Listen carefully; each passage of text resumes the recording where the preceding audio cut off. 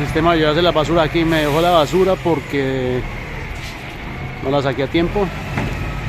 Pensaba que era una bolsa que tenía, pero bueno.